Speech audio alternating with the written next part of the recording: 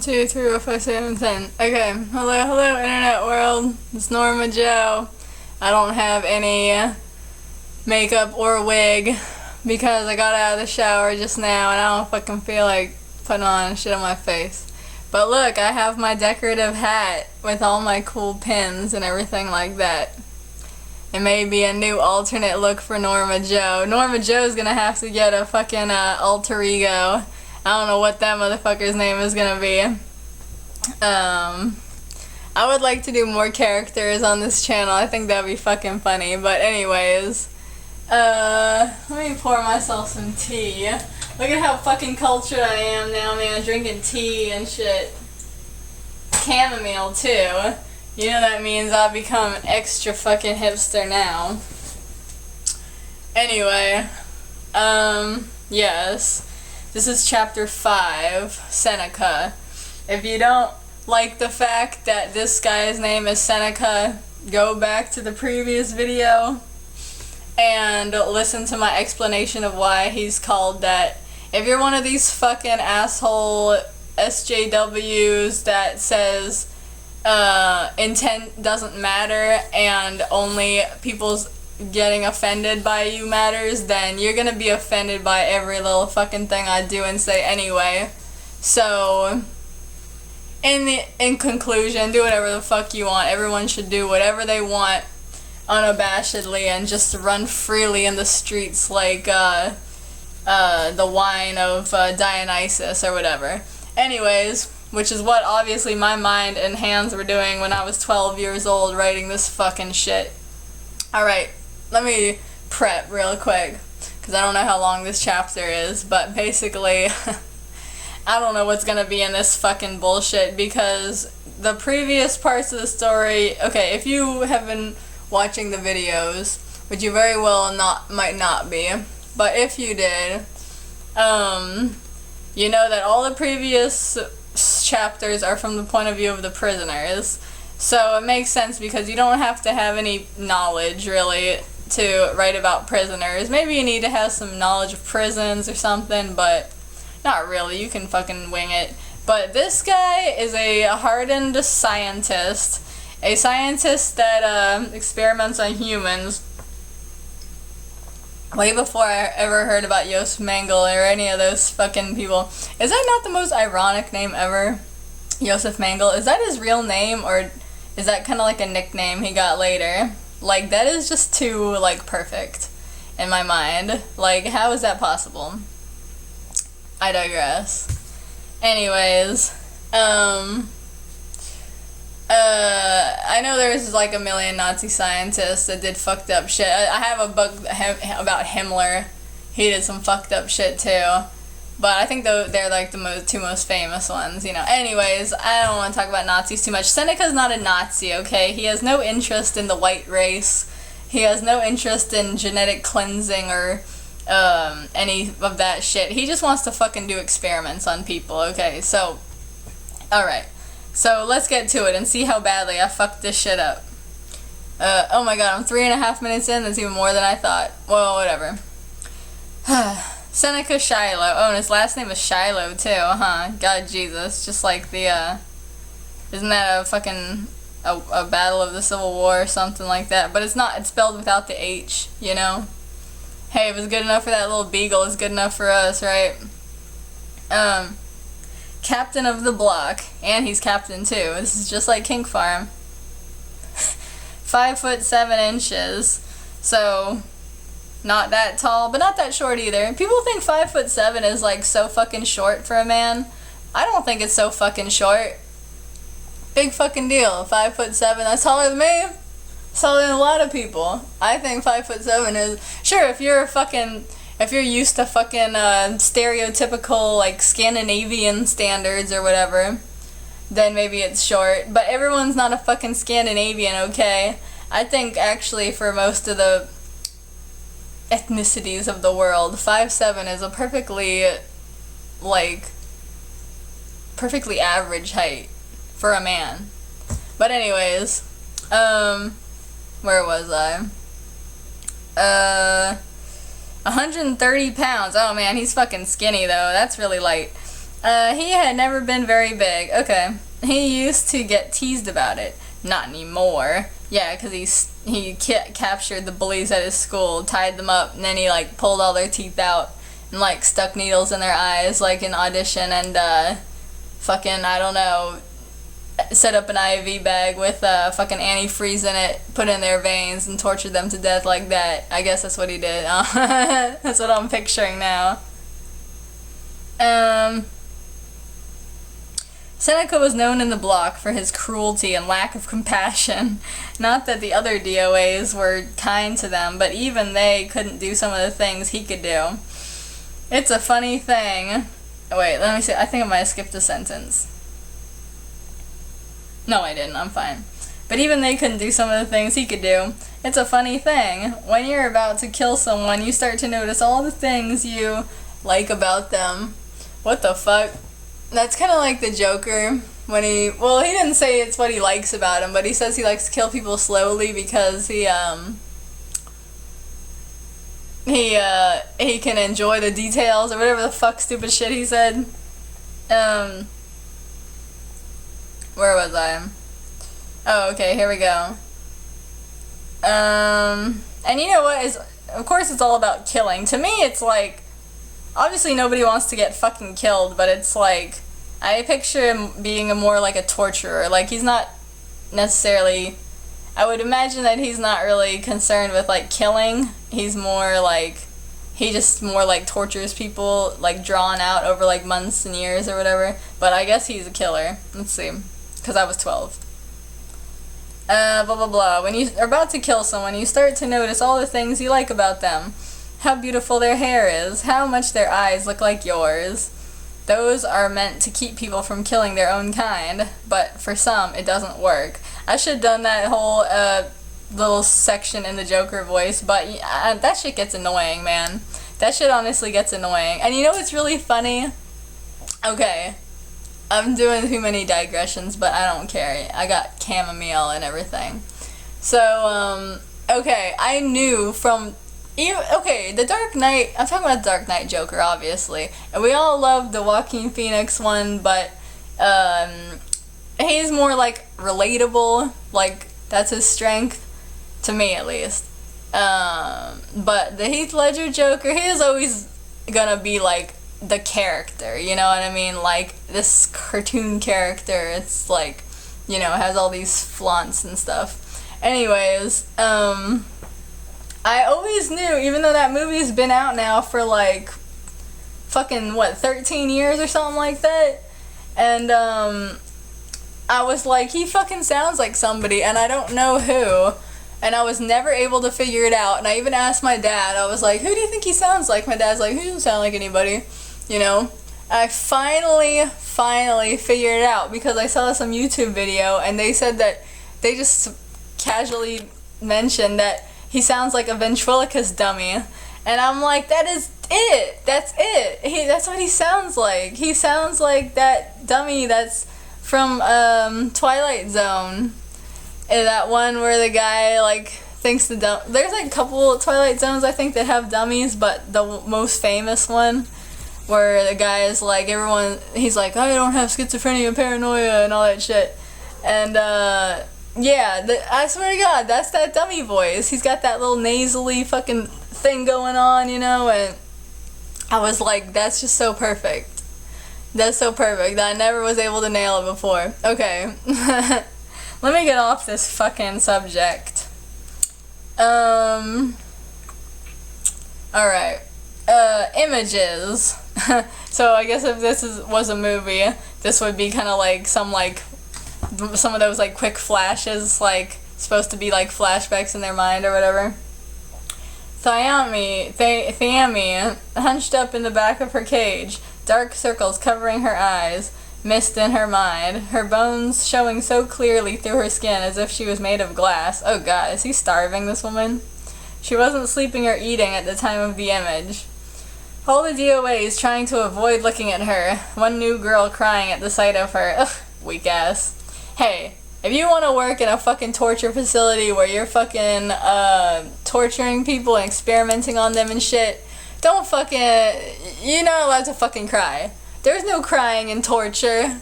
There's no crying in torture, okay? You want to work in fucking Abu Ghraib or whatever the fuck? You want to work in Guantanamo Bay? You can't be fucking crying when you look at people suffering, okay? You can get booted out of there. Fuck that shit. And why not to be a girl, of course? I was a little fucking piece of shit back then. Let me see. So, and also, I guess they do hire women, because all the fucking, all the employees so far, I think, have been guys so far. Or at least they go by male pronouns. Where was I? Seneca, the captain, staring blankly at her, arms folded, head cocked to one side, completely relaxed. Thyami is gasping and choking in the cage. The straw is sticky with vomit blood. Ugh, of course. All her blockmates horror-stricken and watching her die, watching her leave them. Oh, Thyami, that was the one who died. Okay, for a second, I mixed her up with Habri. I was thinking, like, because I know she had, like, that throat surgery or whatever. I'm like, oh god, did the throat surgery go wrong and the blood was, like, leaking into her lungs or something, and she was, like, fucking dying?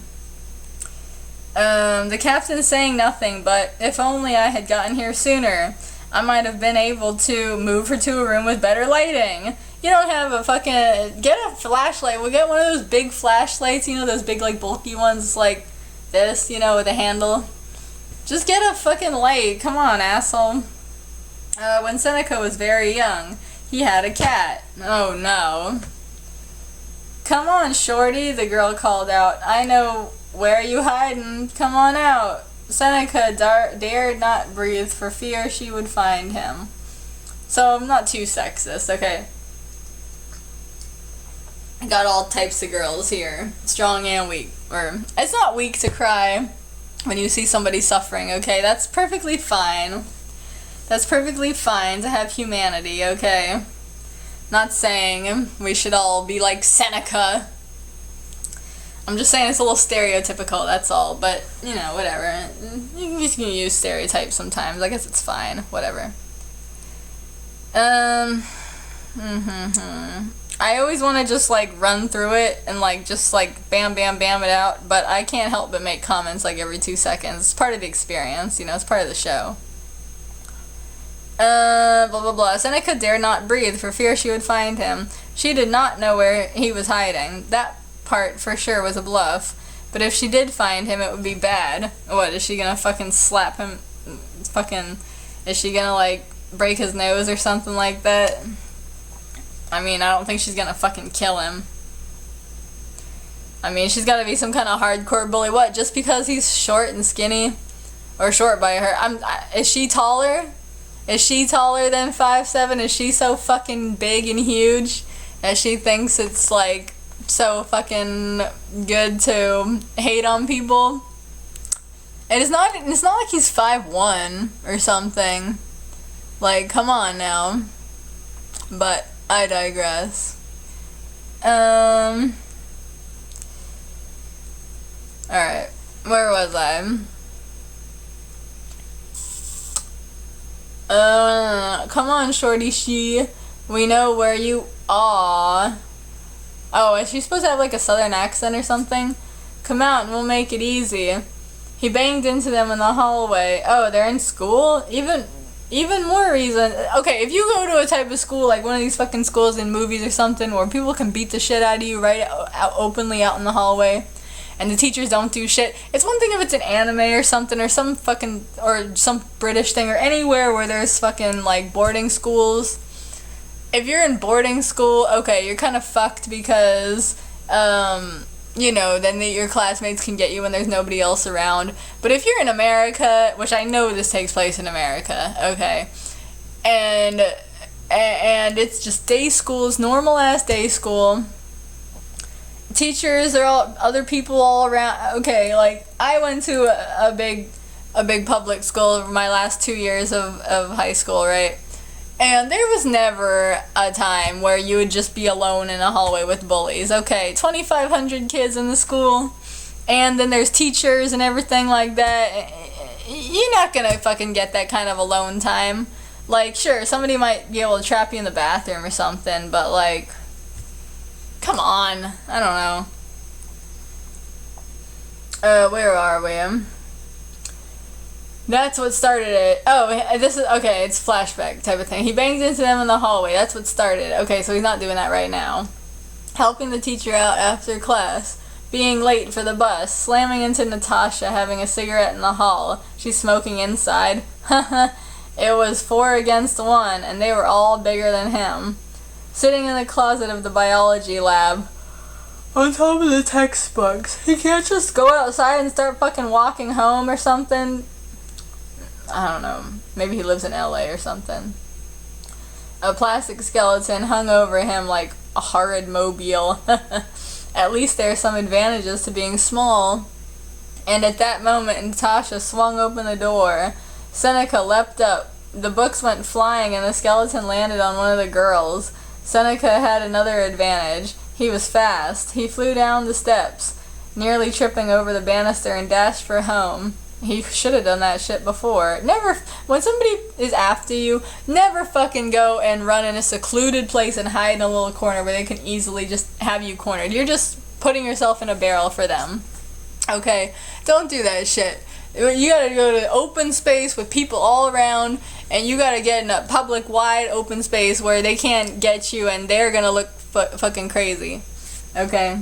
You gotta manipulate this situation. You gotta put distance between yourself and them. You gotta go out there in the world, run around, make twists and turns, and then they'll never fucking find you. You know, they have to wait till tomorrow. The girls were behind him the whole way. His neighbor had 2 dogs. Big German shepherds. They were old police dogs trained to kill. Oh my god. The most vicious animals you could imagine. He ran for his front door. Locked. Damn it. Of course, because he's a fucking latchkey kid. Frantically, he looked if you're a latchkey kid, you ain't gonna get that. You're not gonna let that key go for nothing, man. I wouldn't. Locked. Damn it. Frantically, he looked around. His neighbor dogs were asleep. His mind was fighting. Those girls will kill you. It's your only hope. Well, really, will they kill him because he bumped into one of them while she was smoking a cigarette? And they hate him because he's short? What are you saying? Those dogs will tear you to pieces the moment you set foot near them. He went for the dogs. In one glorious leap, he was over the fence on top of the dog's box. Their box? You mean that doghouse? In another, he was in the tree. Safe. Everything seemed to slow down. The barking dogs, the swearing girls. It was all so far away. In bed at home. His mom wasn't home yet. He had to crawl in the window. The clock said 1:27. In the morning? He forgot about her coming home. His cat was there. There to pet. There to talk to, there to love. The cat was always there. Oh, fuck. The cat was dead, hung by the neck. Its ears and paws cut off. Holy shit. Did those girls do that?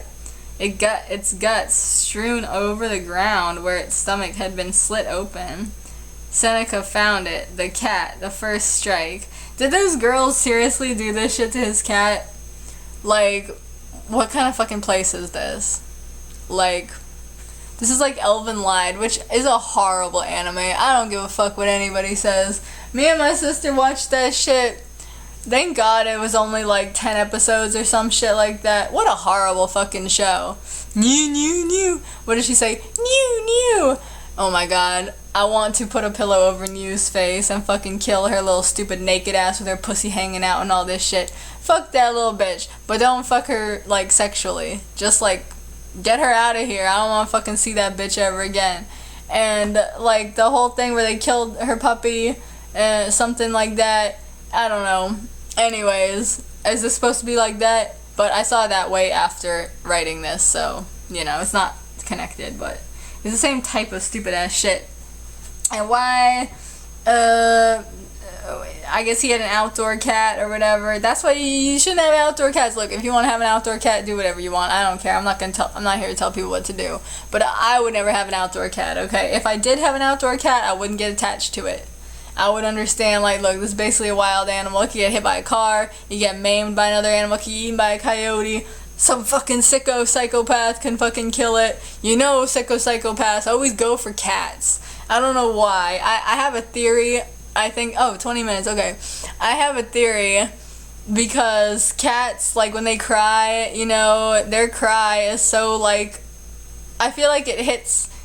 If you hate cats is one thing, but if you like cats, if you're a cat person, I feel like a cat's cry, their little mew, is like, it hits your instincts like a baby's cry, you know? And they're so smart, they're such intelligent animals, you know, and they're affectionate and everything. They're a lot like humans, you know, even though they're not structured like us, but it's just like, anyone who's had a cat knows that cats definitely have a lot of humanity in them. And just the sounds they make are so, like, it's like a blocker against you hurting them. So I feel like people who kill cats and hurt cats, they're like, they want to kill humans, but they just can't because, like, you know, it's harder and they will get in way more trouble with the law, obviously. So they do it to cats instead because they want to, like, you know what I mean? Because cats are similar to humans. Anyway, that's my theory. This is a pretty dark episode, or I don't know, I digressed a lot. The funny thing is that this fucking chapter is only 3 pages long. And it's already 21 minutes, so let me turn this off.